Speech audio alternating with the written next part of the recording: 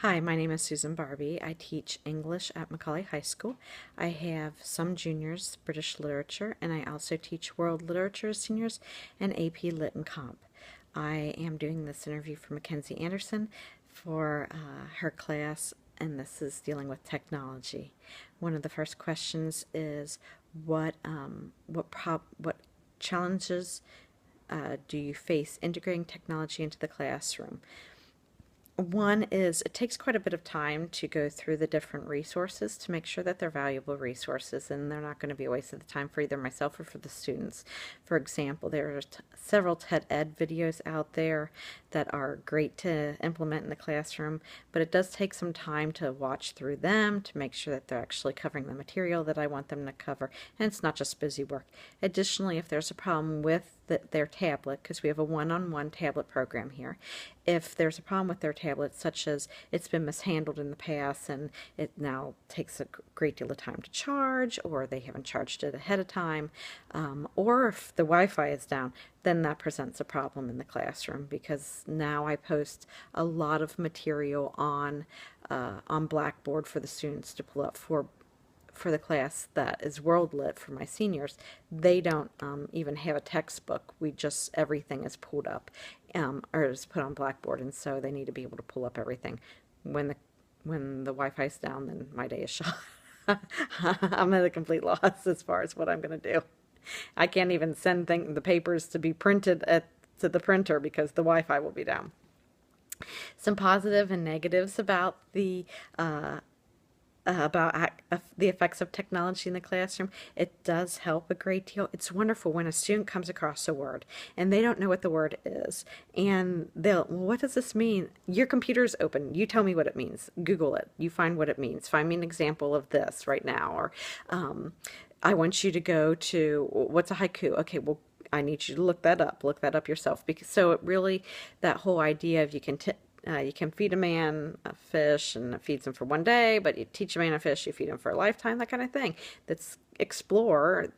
When you have that question, I'm not going to tell you the answer. You have that technology in front of you so that you can look that up right then.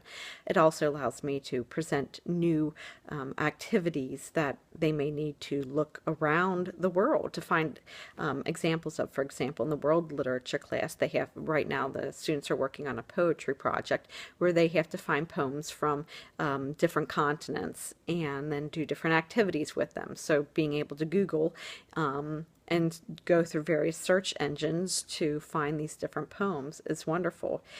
Also, we haven't had really any snow days this year, but in the past when we've had snow days, having the ability to still have class online is wonderful, so that we can just keep going where we need to.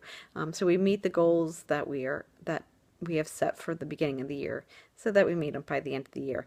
Some of the negatives of technology are, I really do think that there's great value in students actually writing out information, such as if there's vocabulary, rather than making a Quizlet, making like handwriting out the words and the definitions. I think that there's some memorization that happens even with your hand and the imprint in your hand, and by having that technology in front of them, they do it instead as a Quizlet, and I think that they lose that opportunity. So also, I'm not a big fan of reading things.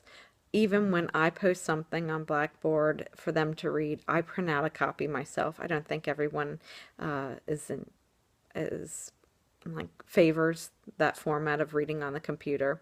I also think that some students, just because we have a diverse student population, that some of them don't have the access at home to do the assignments that they need to be able to do, just because they don't have the technology. And specifically at Macaulay, do you think students abuse the tablets and use them for things other than schoolwork? Absolutely. Netflix has been blocked. Spotify and some of those different programs have absolutely been blocked because they drain the power. They drain our Wi-Fi resources. and so they've been blocked. So the girls, absolutely, there's no way to stop that. Now I have, depending on what the students are doing, we have a program called Dino, and I have pulled up and I can see what's happening on everyone's computer, and I've sent them messages and said, you're not doing what you're supposed to be doing. I need you to move back and be working on that again. And so that there is a problem, but overall, they need to be tech savvy because that's what they're going to be doing in the real world. And I think this opportunity for them to be using technology so much in the classroom is only of benefit. I hope that's all that answers all your questions. Let me know. Thanks. Bye.